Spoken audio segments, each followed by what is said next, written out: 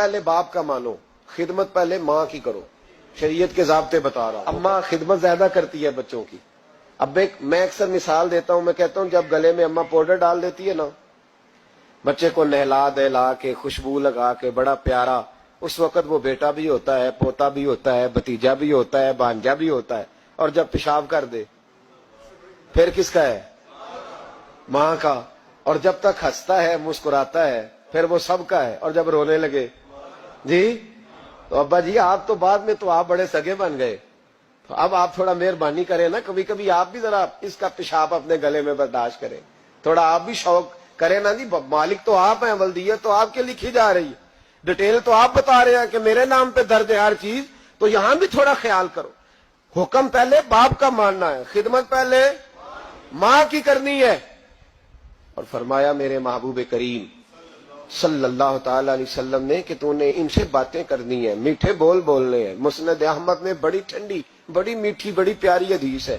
حضور نے فرمایا 2 گھڑیاں رات کو ان کی چارپائی پہ بیٹھا کر، ان سے بات چیت کیا کر، ان کا دل راضی کیا کر.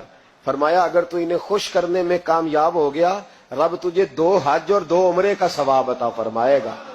اگر تو انہیں، اور ماں باپ اگر پردہ کر جائیں پھر تیری دعاؤں کا رخ ماں باپ کی طرف.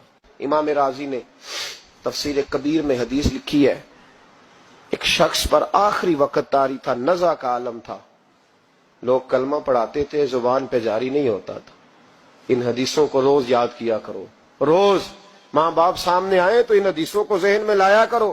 کلمہ اللہ کا ذکر ہے، زبان پہ جاری نہیں ہو رہا کلمہ. لوگ محبوب کریم علیہ السلام کے حضور ہے، یا رسول اللہ بندہ مسلمان ہے پر کلمہ نہیں جاری ہوتا. حضور نے یہ نہیں فرمایا کہ دیکھو لکنت تو نہیں، کوئی مشکل تو نہیں، کیا مسئلہ ہے، دعا کرتے ہیں. فوراً امام راضی نے لکھا ہے نبی پاک نے فوراً فرمایا پتہ کرو اس کی ماں زندہ ہے. یا رسول اللہ ہے. فرمایا بلاؤ. اماں آئی بڑی پریشان، 2 گلیاں چھوڑ کے رہتی ہے. فرمایا تیرا بیٹا ہے؟ تو ماں نے مصطفیٰ کا چہرہ دیکھا تو رو پڑی، کہنے لگی حضور میرا ہی ہے. فرمایا تو ناراض ہے؟ اماں کہنے لگی حضور بڑی ناراض ہوں، اس نے بڑے ظلم کیے، بڑی زیادتیاں کی میرے ساتھ. یا رسول اللہ صلی اللہ علیہ وسلم بڑا ستایا. بابو فرمانے لگے چل معاف کر دے، تو معاف کرے گی تو روح نکلے گی، تو معاف کرے گی تو کلمہ طیبہ جاری. کہنے لگی حضور میں کبھی معاف نہیں کرتی. دنیا میں کسی کو آگ کا عذاب دینا حضور نے جائز نہیں رکھا، اسلامی سزاؤں میں اس سے اکثر جگہ پہ منع فرمایا، لیکن یہاں میرے محبوب نے فرمایا لکڑیاں لاؤ. بوڑھی کے سامنے لکڑیاں لاؤ، کیا کرنا ہے؟ فرمایا جس کی ماں ہی ناراض ہے میں اسے زندہ جلا دوں گا، لاؤ لکڑیاں. صحابہ اٹھ کے جانے لگے، ابھی 2 آدمی دروازے سے بھی نہیں نکلے تو بول پڑی، کہنے لگی نہ حضور اسے جلایا نہ جائے، حضور جلانا نہ. فرمایا چل معاف کر دے. 3 دفعہ بولی، کہنے لگی میں نے معاف کیا، میں نے معاف کیا، میں نے معاف کیا.